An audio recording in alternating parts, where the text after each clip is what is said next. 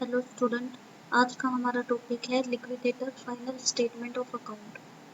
Liquidator final statement of account तब बनती है जब एक कंपनी बंद हो रही होती है, जब उसका डिसोल्यूशन होता है तो एक लिक्विडेटर अपॉइंट किया जाता है जो सारी असेट्स को बेचता है और सारी लायबिलिटीज की पेमेंट करता है।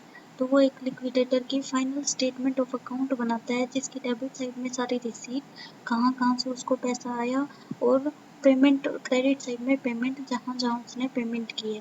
तो ये उसका रिसीट और एक पेमेंट तरीके अकाउंट हो जाता है। ये एक स्टेटमेंट है। तो हम करेंगे डेबिट साइड। सबसे पहले डेबिट साइड में है रिसीट। रिसीट मतलब कहाँ कहाँ से पैसा आया। जैसे फर्स्ट है कैश इन हैंड या कैश एट बैंक। जब कंपनी बंद हुई तो कितना कैश पड़ा था बैंक में या कंपनी के पास, वो कैश लिखेंगे। फिर जो लिक्विडेटर है वो सारी असेट्स बेचेगा। तो असेट्स बेचने से उसको जो पेमेंट मिली है, जो पैसा मिला है, जैसे कि असेट्स कंपनी की लैंड एंड बिल्डिंग है, plant and machinery, furniture, inventory, किसी तरह के ट्रेड रिसीवेबल हैं, उन सबको जो वो बेचेगा तो उससे जो पैसा मिलेगा वो डेबिट साइड में लगेगा to amount realise from the sale of the assets. फिर थर्ड पॉइंट करेगा to surplus amount received from the creditor, secured creditor. Secured creditor वो क्रेडिटर्स होते हैं जिनसे हमने एक तरीके का लोन लिया होता है, लेकिन उसके बदले में किसी तरह की सिक्योरिटी उनके पास रखी हुई होती है। जैसे कि मैंने 30,000 का लोन लिया और 40,000 की मैंने सिक्योरिटी रखी हुई है।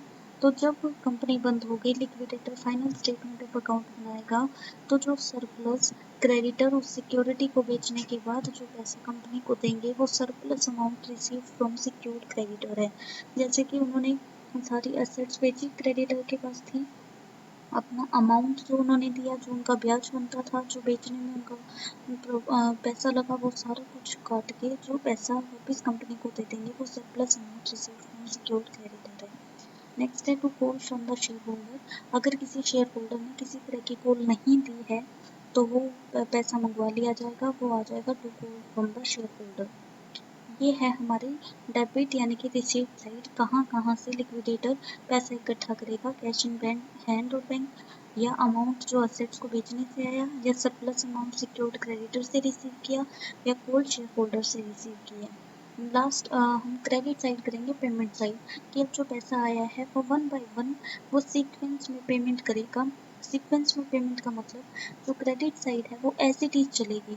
फर्स्ट नंबर पे जो है वो फर्स्ट पे ही रहेगा, सेकंड पे जो है वो सेकंड पे ही रहेगा, क्योंकि प्रायोरिटीज डिसाइड होती है पेमेंट की। तो सबसे पहले पेमेंट होगी लीगल चार्जेस की। किसी तरह के लीगल चार्जेस हैं तो उसकी पेमेंट होगी। सेकंड है लिक्विडेटर की रेम्युनरेशन। जो लिक्विडेटर अपॉइंट किया हुआ है उसको जो भी सैलरी, जो भी तनख्वाह मिलेगी, वो उसकी पेमेंट सेकंड नंबर पे होगी। वो हम दे सकते हैं उसको कमीशन के रूप में। जो असेट्स बेची है उसका कुछ परसेंटेज, जो अमाउंट क्रेडिटर को पे किया है उसका कुछ परसेंटेज, या जो अमाउंट शेयर होल्डर को पे किया है उसका कुछ परसेंटेज।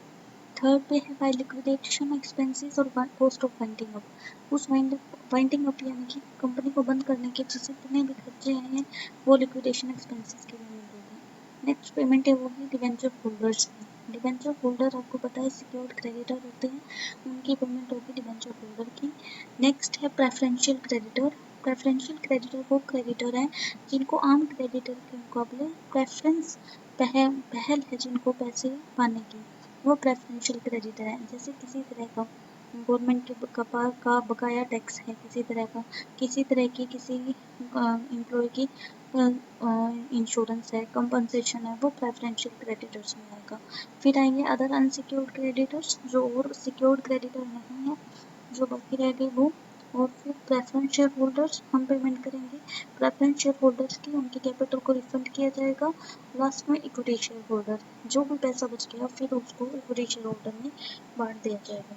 तो ये एक तरीके से लिक्विडेटर की फाइनल स्टेटमेंट है जिसमें डेबिट साइड में रिसीट, क्रेडिट साइड में पेमेंट है।